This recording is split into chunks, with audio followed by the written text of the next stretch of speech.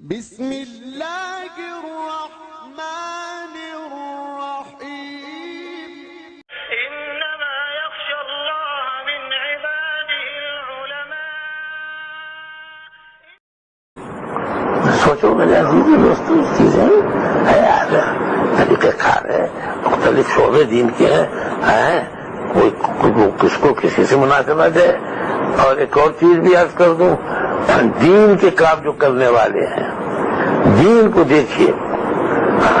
ہم کوئی تعلیم و تبلیغ و تزکیہ، دین کے تین ہی شعبے، ہم کسی کام میں مشغول ہیں تو دوسرا اگر اسی نوع کا کام کرتا ہے تو ہم کو خوشی ہوتی ہے، گرانی ہوتی ہے.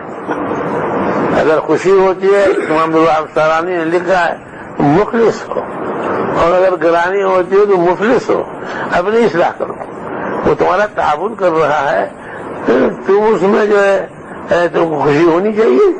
مگر کچھ چور ہے دل میں، جاؤ مال پہ کچھ اثر پڑ رہا، مقصود تمہارا جاؤ مال ہے، جب بھی تمہارے دل میں چور ہے تو خوشی ہونی چاہیے.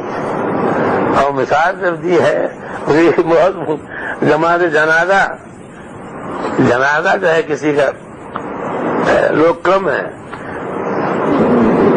گرمی کا زمانہ ہے، کندھے ٹوٹ جائیں گے لوگوں کو لے جانے میں. اس میں پریشان جب لوگ شرکت کرتے ہیں، خوشی ہوتی ہے، گرانی ہوتی ہے؟ خوشی ہوتی ہے. یہاں کیوں نہیں خوشی ہوتی؟ جو اشراق و بابیر پڑھنے کی اطلاع ملتی ہے تو خوشی ہوتی ہے. کوئی ماشاءاللہ دین کے کام میں لگتا ہے تو خوشی ہوتی ہے. ہم جس نوع کا کام کر رہے ہیں اس میں تعاون نہیں کرتا تو خوشی نہیں ہوتی.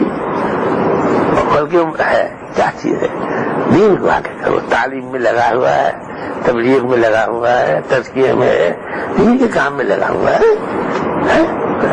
آپس میں یہ معاملہ ہونا چاہیے، جانچنا چاہیے. امام عبدالوہاب شعرانی نے لکھا، ہمارے مشائخ نے عہد لیا ہے ہم اپنی جانچ کیا کریں اخلاص باقی ہے یا نہیں، اخلاص ہے بھی کہ نہیں.